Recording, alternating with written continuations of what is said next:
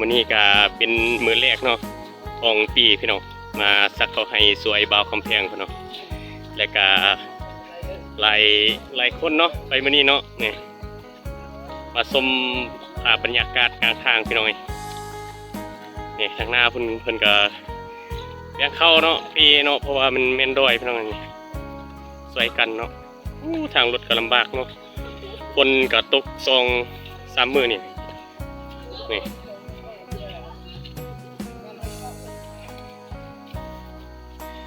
ทางก็ลำบากเนาะรถไปบ่ได้ก็เลยเข้าไปเนาะสักเข้า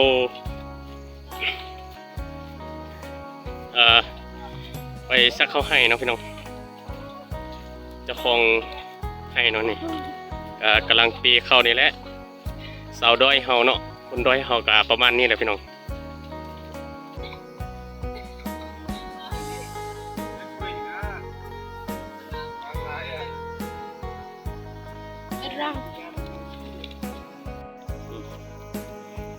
เก็บได้แมงมันพี่น้องแมงมันหรือว่าเป็นยังกับบุ้งหูนั่นนี่แซ่บเลยพี่น้องได้ลายกามาทอดกินกับแซ่บเลยนี่คือตัวมดนี่ปล่อยมันเนาะ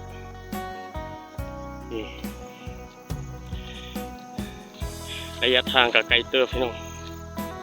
แล้วก็ไกลซีฮอตให้พนันเนาะ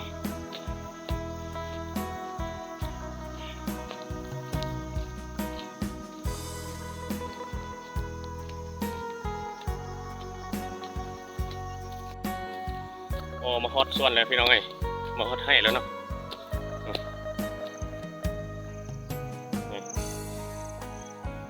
อยากไม่ซักเลยเนาะไม่ซักเขาเลยก็ฮอตส่วนเบาคำแพงแล้วเนาะเวลาอย่างมาไล่เติบพี่น้องไล่กิโลเติบเนาะ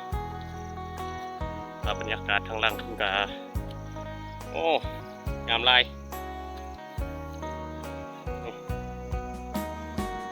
เป็นเขาเจ้าก็ฮอตก่อนนี่สภาพพี่น้องเขาเนาะมาซักเขาให้มานี่เนาะซักเขาให้เบาคำแพงเขาเนาะจะให้พี่น้องเขารับชมบรรยากาศทางลุ่มเนาะยุ่งงามลายพี่น้อง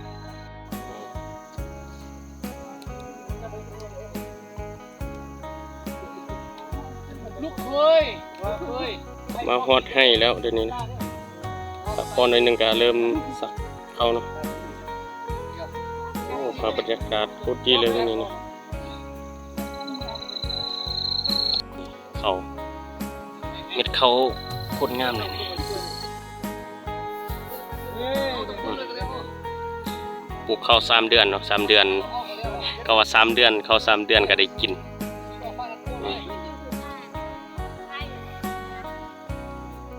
บรรยากาศมันนี่โคตรดีครับพี่น้องทางพุ่นก็มัน บ้านเนาะ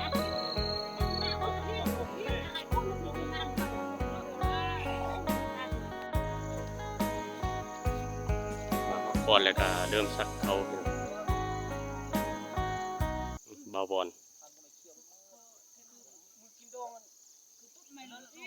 ทางล่างพุ่นบรรยากาศก็ดีเนาะเห็นบ่ ทำไปแล้ว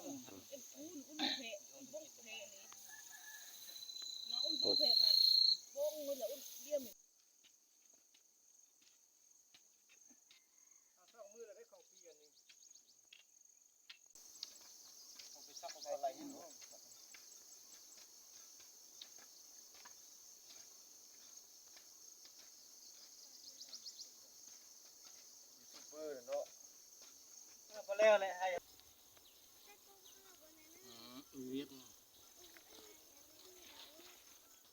เวียดนอกเอา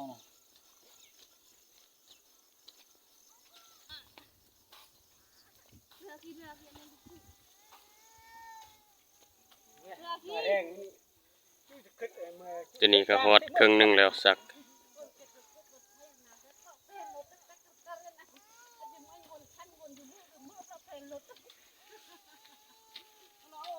สักตีนภูเป็นมาดอย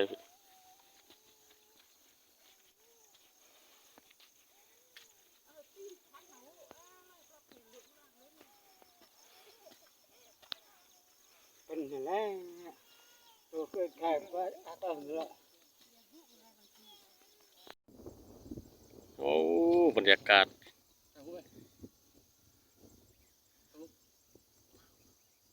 เฮ้ยเบียทีนึงอืมพูดโอ้บรรยากาศโคตรดีวิวสวยลมมาวิววิว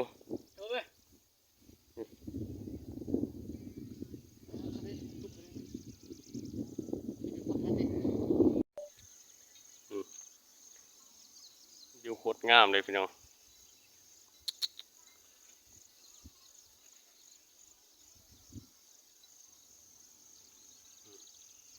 ดี๋ยวนี้ก็นั่งพักผ่อนประมาณชั่วโมงนึงเนาะก็เริ่มซักตัวพี่น้องยังบ่แล้วเนาะโอ้ลมโคตรเย็นเลย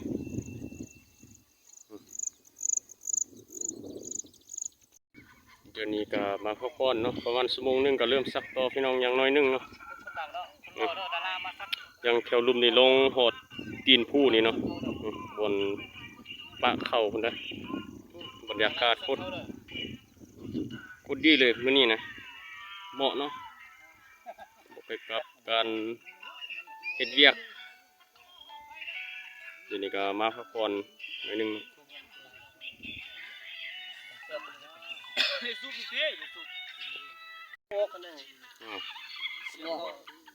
นั่งพักผ่อนชมบรรยากาศเนาะชมวิว ทีมงานสักเข้าเลยคุบปุ๊ดทีมงานสักเข้าจะ ทีมงานสักเข้าเด้อไปวางมาช่วยสักเข้าเนาะมื้อนี้เนาะ ตัวมาได้นี่